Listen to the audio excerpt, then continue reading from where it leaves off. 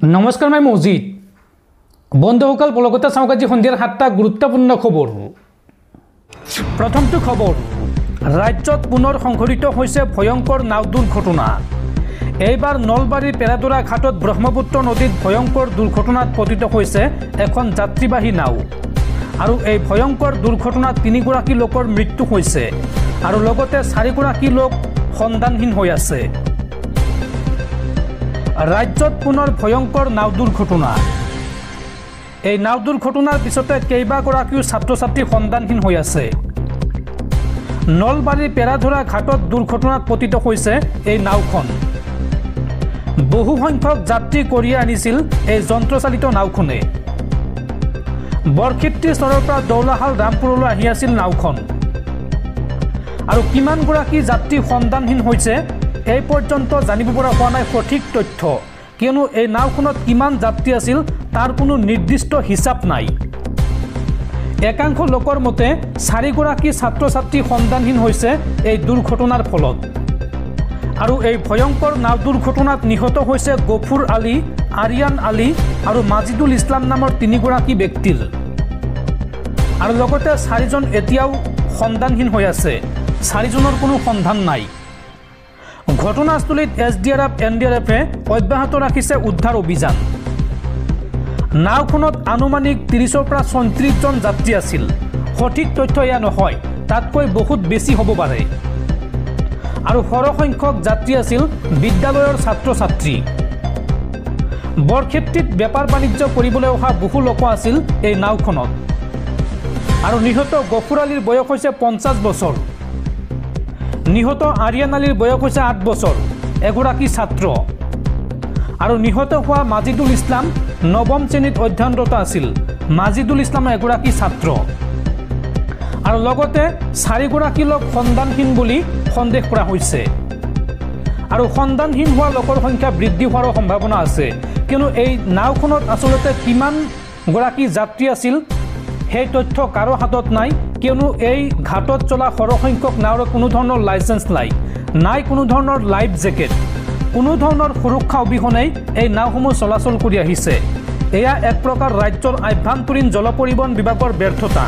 ৰাজ্যৰ আভ্যন্তৰীণ জল পৰিবহণ বিভাগৰ নাকৰ তলতে এনেদৰে অবৈধভাৱে ভুটভুটি নাওৰে এই যাত্ৰীসকলক পাৰ কৰোৱা হৈছিল আৰু আজিৰ দিনটোত এক ভয়ংকৰ দুৰ্ঘটনাই জোকাৰি গ'ল সমগ্ৰ নলবাৰী জিলা। ইতিমধ্যে 3 গৰাকী মৃত্যু হৈছে, 3 গৰাকী লোকৰ মৃতদেহ উদ্ধাৰ কৰা হৈছে আৰু 4 গৰাকী লোক সন্ধানহীন হোৱাৰ সন্দেহ কৰা হৈছে। এই সংখ্যা বৃদ্ধি হোৱাৰো সম্ভাৱনা আছে। পৰৱৰ্তী খবৰ সাৱধান ৰাজ্যৰ গাঁওবুঢ়াসকল। এইবাৰ গাঁওবুঢ়াৰ বিৰুদ্ধে ৰাজ্যত চলিব সৰ্ববৃহৎ অভিযান।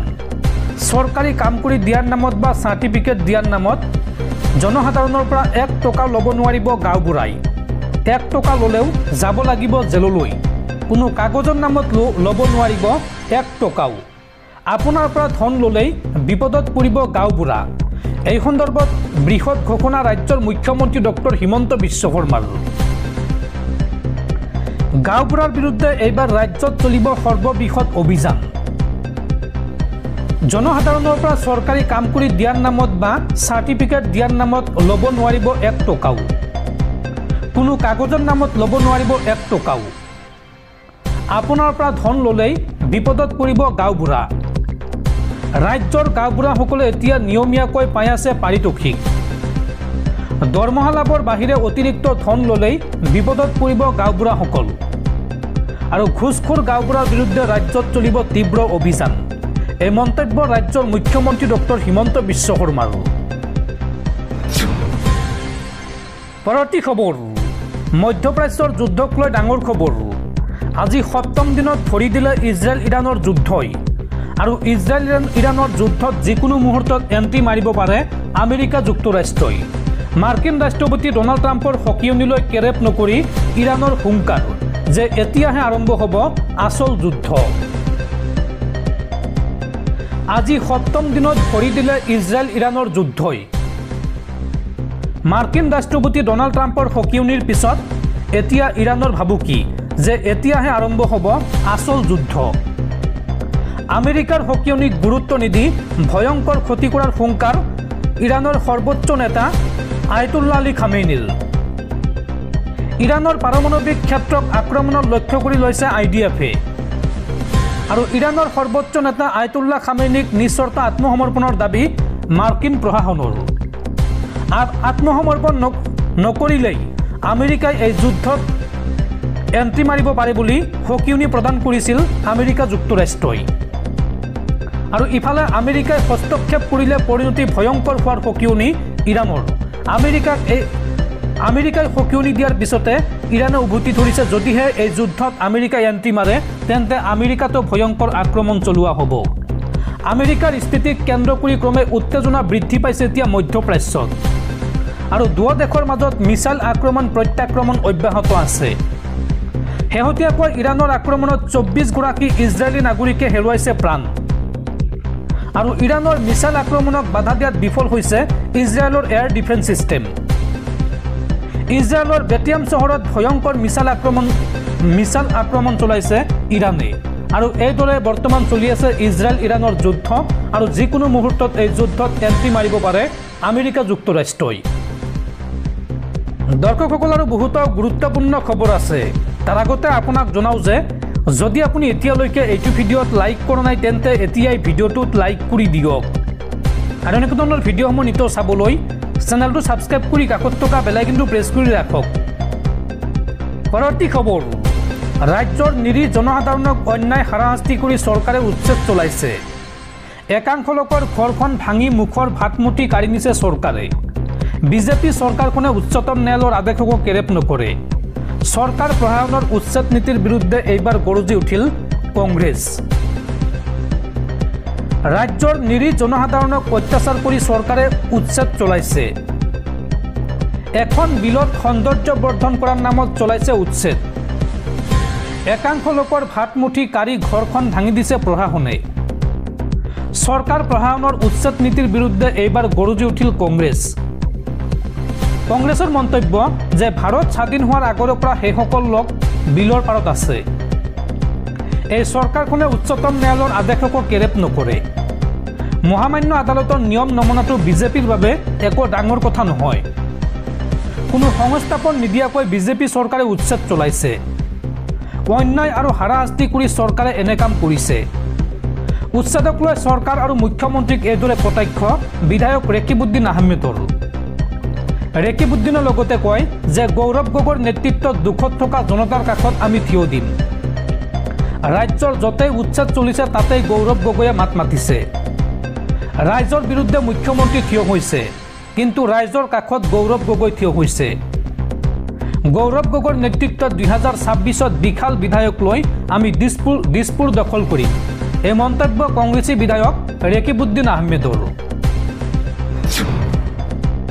পৰৱৰ্তী খবৰ কংগ্ৰেছে অসমখন ধ্বংস কৰি থৈ গৈছে প্ৰধানমন্ত্ৰী আৰু হিমন্ত বিশ্ব শৰ্মাৰ নেতৃত্বত অসম বিকাশৰ দিশে আগবাঢ়িছে এই মন্তব্য ৰাজ্য চৰকাৰৰ কেবিনেট মন্ত্ৰী বিমল বৰাৰ পৰৱৰ্তী খবৰ ৰাজ্যৰ লাখ লাখ নিবনুৱা যুৱক যুৱতীলৈ ভাল খবৰ অহা 10 অক্টোবৰত অসম চৰকাৰে পুনৰ প্ৰায় 40,000 নিবনুৱাক দিব নিযুক্তি এই 40,000 নিবনুৱাক দিয়া হ'ব চৰকাৰী চাকৰি মুখ্যমন্ত্ৰী ডক্টৰ হিমন্ত বিশ্ব শৰ্মাৰ এই বৃহৎ ঘোষণা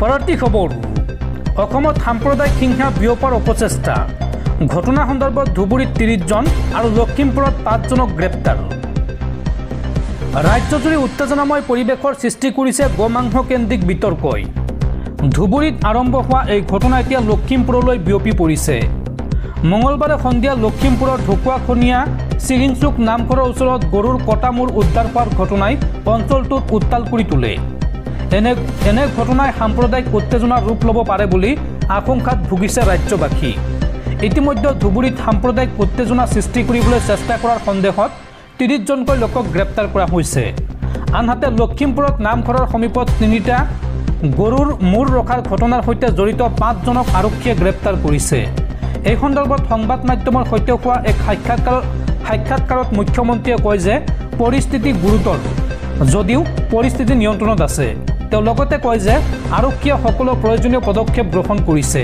আৰু অতি সোনকালেই পৰিস্থিতি স্বাভাৱিক অৱস্থালৈ আহিব বুলি আশা প্ৰকাশ কৰে তেওঁ এই সন্দৰ্ভত কংগ্ৰেছ নেতা ৰাহুল গান্ধীকো সমালোচনা কৰি কয় যে এই সাম্প্ৰদায়িক উত্তেজনাৰ বীজ তেওঁৰ মানসিকতাতেই নিহিত।